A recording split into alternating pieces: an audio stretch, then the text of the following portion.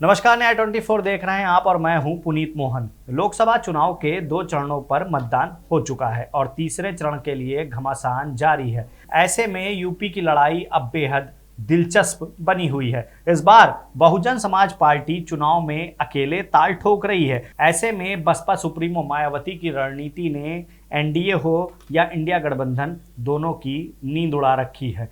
आखिर बसपा का क्या मास्टर प्लान है, मायावती क्या चाहती हैं, ये बात दोनों दल समझने पर लगे हुए हैं। वैसे जातीय समीकरण के हिसाब से और सियासी समीकरण के हिसाब से ऐसे प्रत्याशियों पर बहन जी ने दाव लगाया है जो पार्टी को मजबूत स्थिति में ले जाने का काम करे। यही नहीं, कई सीटों पर बसपा के प्रत्याशी एनडीए और इंडिया दोनों गठबंधनों के लिए मुश्किलें खड़ी करते दिखाई दे रहे हैं। वजह साफ है कि कई सीटों पर लड़ाई त्रिकोणीय हो गई है। बसपा सुप्रीमो मायावती ने यूपी की 80 लोकसभा सीटों में से अब तक 78 सीटों पर उम्मीदवार घोषित कर दिए हैं। इनमें से ज़्यादातर सीटों पर मायावती ब्राह्मण और मुस्लिम कार्ड खेलते हुए नजर आई हैं। बसपा प्रत्याशियों की सूची पर अगर हम नजर डालें तो बसपा ने 78 सीटों में से अब तक 23 मुस्लिम और 15 ब्राह्मणों को टिकट दिया है।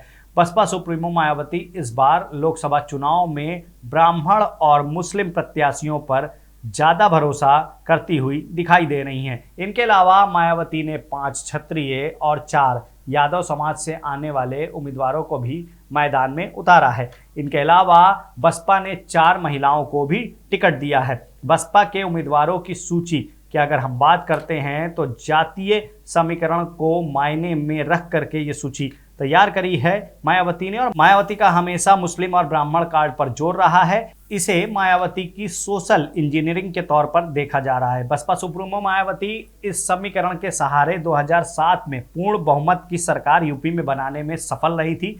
बसपा सुप्रीमो अब एक बार फिर इसी फार्मूले को अपनाती हुई दिख रही। हालांकि ये फार्मूला उन्होंने इससे पहले विधानसभा चुनाव में भी पूरा करने का प्रयास किया था, लेकिन वो सफल साबित नहीं हुआ था, जिसमें दलित मुस्लिम के साथ साथ ब्राह्मणों को जोड़ने की भी कवायद करी जा रही है। 2027 को भी ध्यान में रखते हुए काफ़ी अहम रणनीति बहुजन समाज पार्टी तैयार कर रही है।